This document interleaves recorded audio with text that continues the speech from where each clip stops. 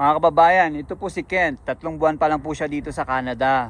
Pinalad po siyang makapag-apply ng direct po dito sa pamamagitan po ng pag-a-apply sa kwento mo naman na Kent kung ano yung naging experience mo rito at paano ka nakapunta dito sa Canada.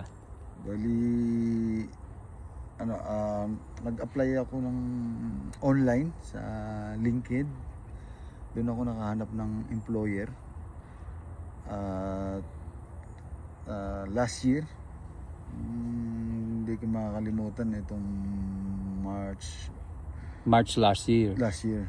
So, doon nagpasa ako ng resume. Tapos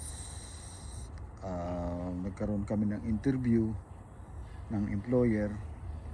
So, nung nagpasa ka doon, may mga ibang mga employer din na kumontak sa iyo, ibang bansa, ganun. Meron din.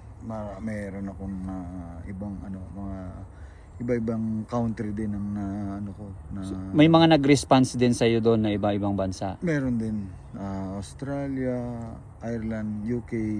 Wow, ang dami rin pala, no? Tapos may Italy, pero mas pinili ko itong Canada. Bakit mo pinili ang Canada? Una-una, magandang buhay rito. Pangalawa, kasi nga iglesia ako ni Cristo, gusto ko may pagsamba. Ayun. May pagsamba rito na hindi ko papabayaan yung pagsamba ko. Ayun. Kasi yun ang yung parte na ng buhay ko at pananampalataya ko. Ayos Ituloy yan. ko yung pagsasamba ko sa Diyos Ama. Para sa akin, kahit saan man ako pumunta ibang bansa, ayun ang hahanapin ko eh.